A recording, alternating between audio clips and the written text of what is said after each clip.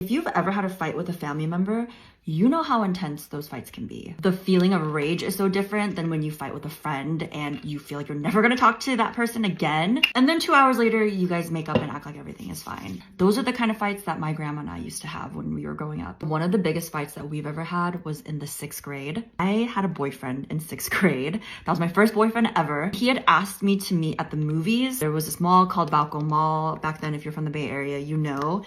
And he wanted to meet there and have our first date. But I had no means to get there because I didn't drive. So Haimani was my driver for everything. She picked me up from school, drove me everywhere. And I had asked her, could you drop me off at Valco Mall because I'm meeting up with some girlfriends. When she's dropping me off, I see that my boyfriend's like kind of hiding. He's not really doing a good job, but I get out really quickly. I wave Haimani off and say bye. And me, my boyfriend and I, we go to the movies and hang out.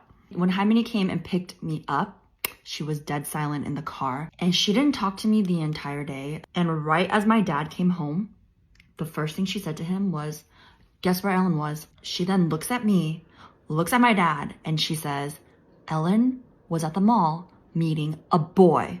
Immediately, I literally felt my insides crumbling. As my dad is asking my grandma more questions, she's like, yeah, he was trying to hide, but I saw him. You know, I saw him as I was driving away and I was just like, wow, she really noticed like all that. I was just in shock. And then I started to get really upset because Haimani snitched on me. And then her and I were getting into it. I was like, I will never talk to her again. Like, I hate you, blah, blah, blah. And she just kept saying, so what? So what? And I was like, oh.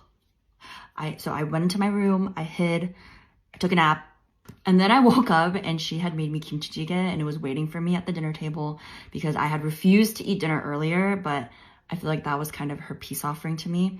So then I went to the table, I ate, she saw me eat, and we were good the next day.